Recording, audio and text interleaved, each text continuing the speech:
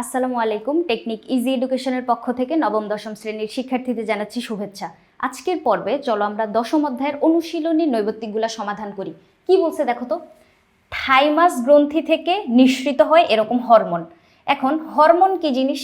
Hormone হচ্ছে ইংরেজি একটা ওয়ার্ড, যেটার বাংলা যদি আমি বলি, হরমোনের বাংলা হচ্ছে প্রাণরস। হরমোনের বাংলা হচ্ছে প্রাণরস।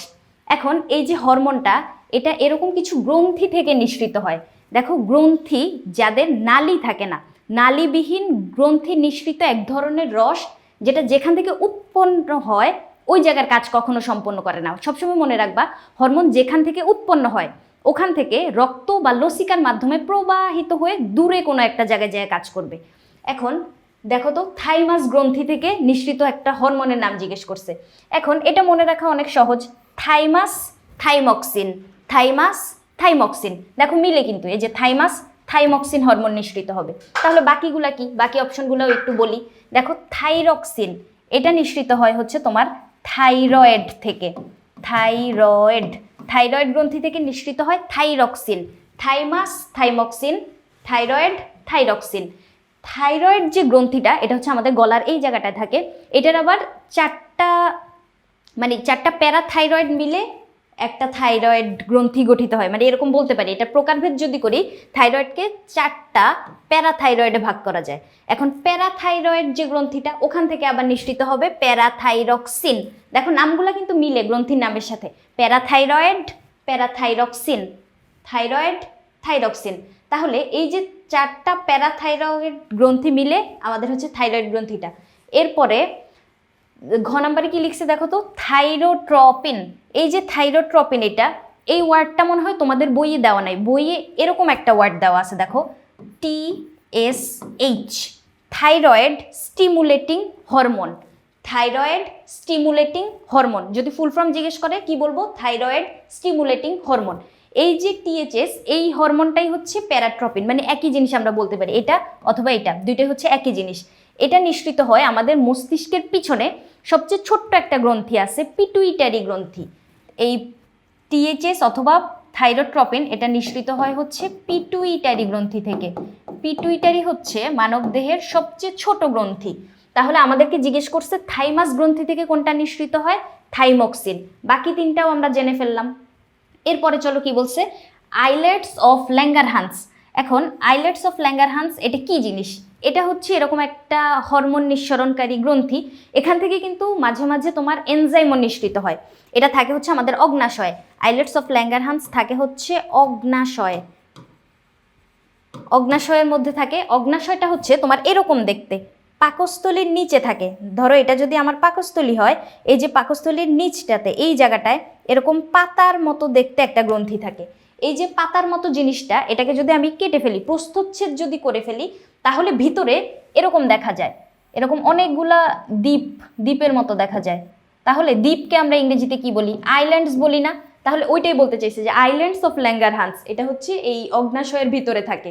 তাহলে এইখান থেকে যে হরমোনগুলা নিঃসৃত হয় বা যে এনজাইমগুলা নিঃসৃত হয়, মনে রাখবা আরেকটা জিনিস, অগ্নাশয় কিন্তু হরমোনও নিঃসরণ করে, এনজাইমও নিঃসরণ করে। এই জন্য অগ্নাশয়কে মিশ্র গ্রন্থি বলা হয়।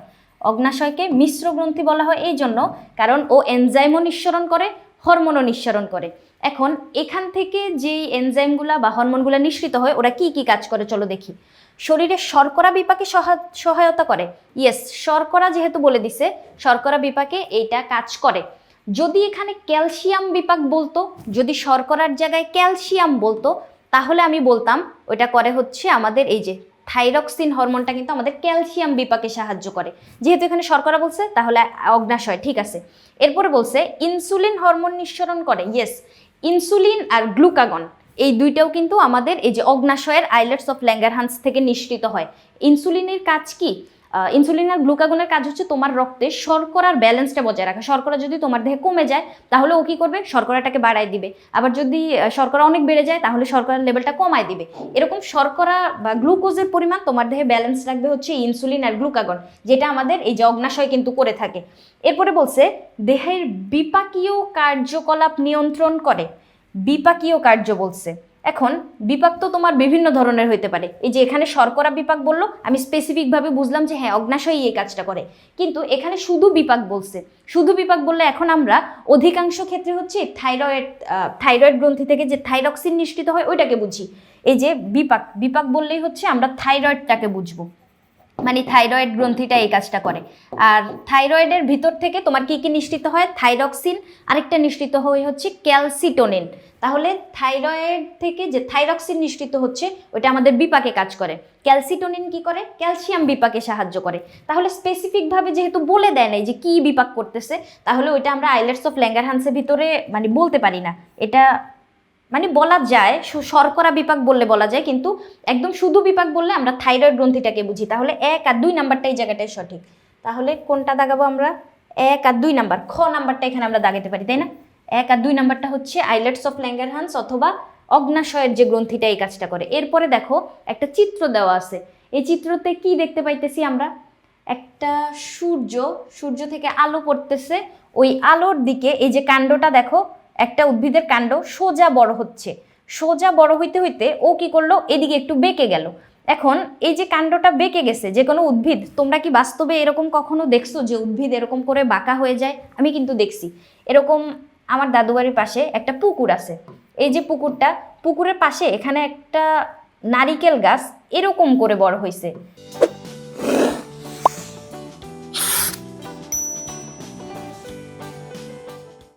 এখন এরকম করে বড় হওয়ার জন্য একটা সুবিধা কি, আমরা হচ্ছে এখানে বসে থাকতে পারি, মানে এরকম বেঞ্চের মতো হয়ে গেছে।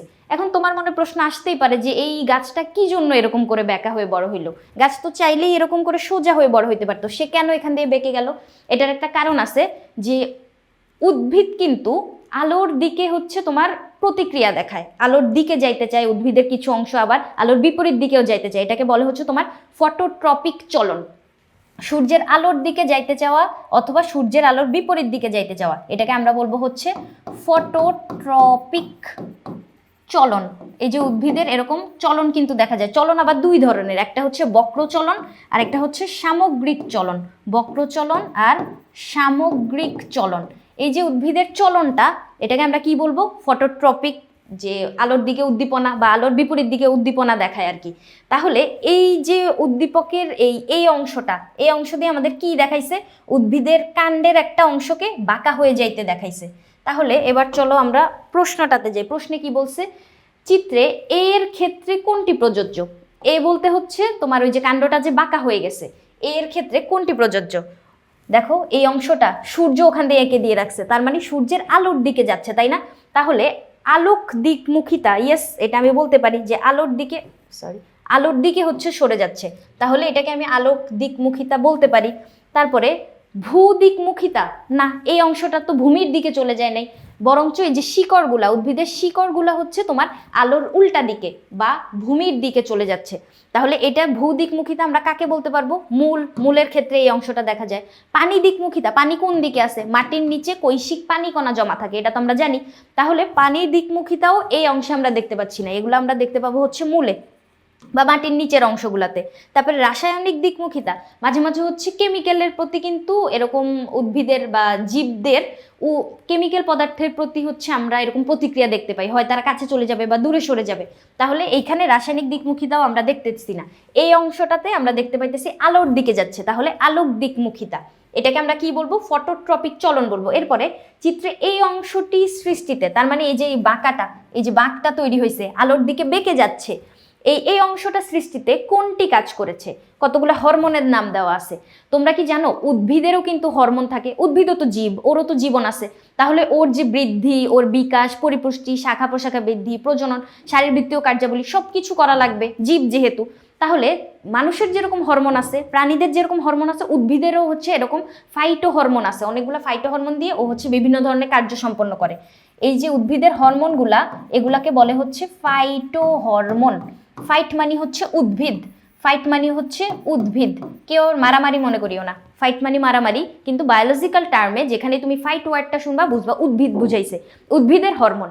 এই যে এরকম উদ্ভিদের কতগুলো হরমোন আছে দেখো, জিবেরেলিন, সাইটোকাইনিন, অ্যাবসিসিক অ্যাসিড, এগুলা উদ্ভিদের দেহে থাকে। এখন এই জায়গাটা কি বলছে? এখানে যে বাঁকটা তৈরি হয়েছে আলোর দিকে, যে এই অংশটা বেঁকে গেছে, এটা কি অক্সিজেনের কারণে হয়েছে? না, অক্সিজেনের কারণে তো কখনোই এরকম হবে না। যদিও এরকম শুনতে একটা হরমোন আছে কিন্তু অক্সিন, অক্সিজেনের মতোই নাম, এরকম অক্সিন একটা হরমোন আছে।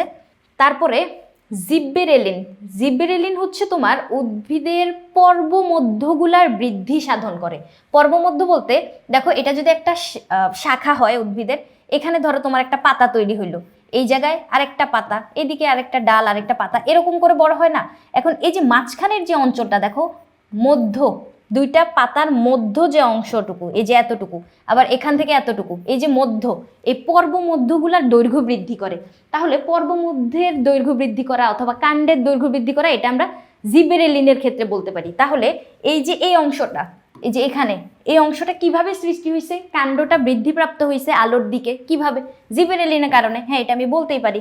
এরপরে সাইটোকাইনিন, দেখো তো, এটা মনে রাখা অনেক সহজ। সাইট মানে কি বলো তো? সাইট মানে কি? সাইট মানে হচ্ছে কোষ। তাহলে কোষের বিভাজন, কোষ বৃদ্ধি, এই কাজটা করে হচ্ছে আমাদের সাইটোকাইনিন। আরেকটা ইনফরমেশন জেনে রাখতে পারো, ডাবের পানি আছে না, মানে না, ডাব প্রথমে যখন ওর ভিতর পানি থাকে, নারকেলের ভিতরেও পানি থাকে, কিন্তু ডাবের পানিতে যেই বিভাজনটা ঘটে, ওই পানির ভিতরেও কিন্তু কোষ বিভাজন ঘটে। এখন ওই ডাবের পানিতে আমরা কিন্তু সাইটোকাইনিনটা দেখতে পাই। ডাবের পানি, এই উদাহরণটা মনে রাখতে পারো, এটা আসতে পারে এমসিকিউতে।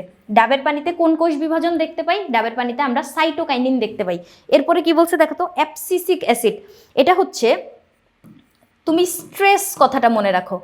স্ট্রেস হলে কি হয়? আমরা অনেক চাপের ভিতর থাকি। এখন উদ্ভিদ কখন স্ট্রেসে থাকবে? উদ্ভিদের তো আর এরকম সাংসারিক পারিবারিক কোনো চিন্তা নেই, ও কেন স্ট্রেসে থাকবে? ধরো ওই উদ্ভিদটা যে পরিবেশে আছে, ওইখানে মনে করো খরা তৈরি হইলো, সে পানি পাচ্ছে না। এরকম পরিস্থিতিতে, খরাতে সে কি করবে? মাটির নিচে পানি নাই, তারপরে বৃষ্টিপাতও হচ্ছে না, খরা তৈরি হয়েছে, সেক্ষেত্রে সে তার পাতাগুলা ঝরায় দিবে। কারণ আমরা কি জানি, পাতা দিয়ে প্রস্বেদনের মাধ্যমে পানি বের হয়ে যায়। তখন এই যে পাতাগুলা ঝরায় দিচ্ছে, সেক্ষেত্রে পাতা দিয়ে আর পানি বের হইতে পারবে না। ওর দেহের ভিতর যতটুকু পানি আছে ওইটা সে ধরে রাখবে, ওই খরার মৌসুমটুকু সার্ভাইভ করতে পারবে, তাই না? তাহলে দেখো, এই যে কাজগুলা, এই কাজগুলা করে হচ্ছে আমাদের অ্যাবসিসিক অ্যাসিড। তাহলে এই যে এই সৃষ্টি, এটার ক্ষেত্রে কি অ্যাবসিসিক অ্যাসিড কাজ করে? না, এটার ক্ষেত্রে তো অ্যাবসিসিক কাজ করে না। তাহলে কাজ করলো কে? জিব্বেরেলিন, যে হচ্ছে তোমার পর্বমধ্য কাণ্ডের বৃদ্ধি সাধন করে। এখন তোমাকে আমি একটা কথা বলি, দেখো আমি যে একটা প্রশ্ন পড়লাম, ওই একটা প্রশ্নের একটা উত্তর আছে, আমি জানি। এই যে প্রথম প্রশ্নটায় দেখো, একটা প্রশ্ন একটা উত্তর আছে। আমি কিন্তু চাইলেই তোমাকে উত্তরটা বলে চলে যেতে পারতাম, যে থাইমাস গ্রন্থি থেকে দেখো থাইমাস থাইমক্সিন মিলতেছে, আমি উত্তরটা বলে নিজের প্রশ্নে চলে যেতে পারতাম। কিন্তু আমি তোমাকে কিভাবে প্রসেসটা দেখাইলাম এমসিকিউ সমাধান করার, আমি বাকি অপশনগুলো নিয়েও হচ্ছে তোমার সাথে আলোচনা করলাম, কোথা থেকে কোনটা নিঃসৃত হয়, কোনটা, মানে আরও কিছু ইনফরমেশন তোমাকে দেওয়ার চেষ্টা করছি। এভাবে করে এমসিকিউ সমাধান করবা, একটা প্রশ্নে একটা উত্তর পড়ে চলে যাবা না, বাকি অপশনগুলো নিয়ে হচ্ছে একটু ঘাটাঘাটি করবা, ওগুলো নিয়ে একটু নলেজ গ্যাদার করার চেষ্টা করবা। এরকম করে যদি এমসিকিউ পড়তে পারো, মানে এটাই হচ্ছে একটা প্রসেস, সুন্দর একটা প্রসেস, যেটা দিয়ে তুমি এমসিকিউর বস হয়ে যাইতে পারো। তাহলে এরকম করে পড়লে তোমাকে এমসিকিউতে কেউ হারাইতে পারবে না। আশা করি এই 4টা প্রশ্ন এখানে আমি তোমাকে সমাধান করে দেখাইছি, বুঝাইতে পারছি আশা করি। কিন্তু তুমি যখন সেলফ অ্যাসেসমেন্ট করতে যাবা, সেক্ষেত্রে এরকম করে পড়াশোনাটা করবা। তাহলে আজকের পর্ব এই পর্যন্তই, পরবর্তী পর্ব দেখার আমন্ত্রণ রইল। ধন্যবাদ সবাইকে।